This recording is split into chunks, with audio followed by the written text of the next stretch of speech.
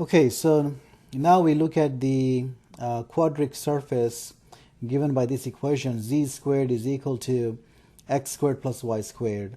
And so let's see what is the graph of that equation. So again, the yz trace, so plug in x to be 0, and if we do that, then we get z squared is equal to y squared.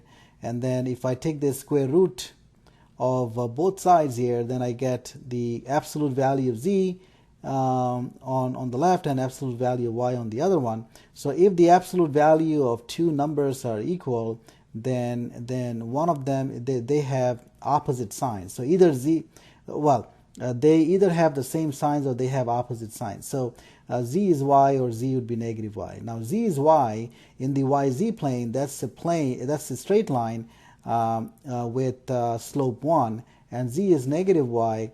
That's a straight line with slope negative 1 in the yz plane. Okay, so the xz trace would be similar to this, which we're not going to draw, and then the trace in. So now the trace in z is equal to k would be what? Well, z is k, so then you get x squared plus y squared is equal to k squared, so that's a circle.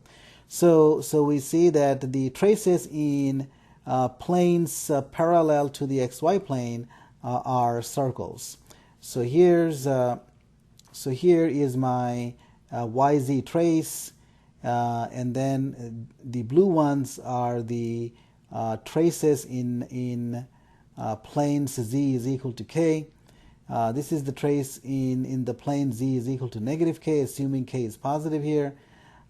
So the kind of object that we get is called a cone. So the surface here is a cone. Well,